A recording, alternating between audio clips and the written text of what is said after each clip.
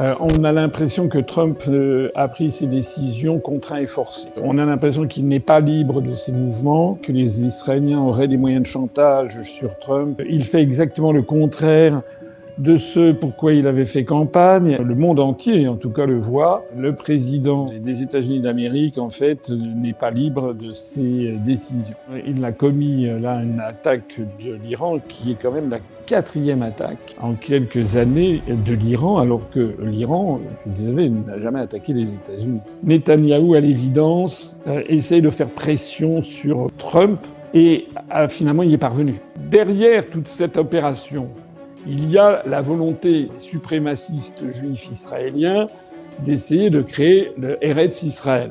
Tous les juifs ne sont pas derrière Netanyahou et derrière le Likoud et l'extrême droite israélienne. Pour agir contre l'Iran, les Israéliens imposent un narratif sur l'Iran qui est repris en chœur dans tous les médias. Il faut trouver forcément des griefs à l'encontre de l'Iran. Alors pendant des années, les griefs, ça a été le programme nucléaire iranien. Ça a duré des années. En fait, l'Iran a accepté des contrôles de l'Agence internationale de l'énergie atomique et il est avéré désormais que, en fait, l'Iran n'a pas de programme nucléaire, de bombe nucléaire. L'AIEA elle-même a confirmé qu'il n'y avait pas de programme de construction de bombes nucléaires.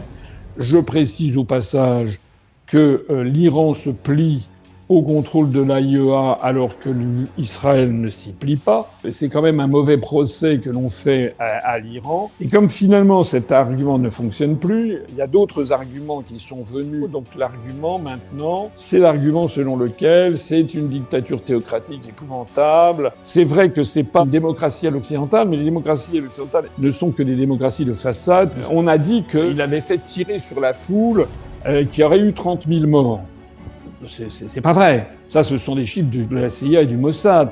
Je ne dis pas que le régime est soutenu par une majorité de la population, mais il est quand même bien davantage soutenu par la population iranienne que le régime Macron ne l'est par les Français. Le guide suprême Ali Khamenei, c'est un peu comme si c'était le pape. Vous savez qu'il est mort dans sa maison, avec sa fille, sa petite fille qui avait 19 mois. On lui avait proposé de s'enfuir, de surtout pas rester dans sa maison, qu'il se mette dans des souterrains. Et pas du tout.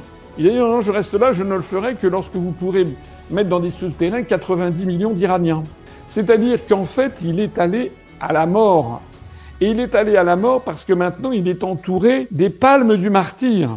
Pour la suite des événements, vous voyez le gouffre intellectuel, mental qu'il y a entre les parties prenantes.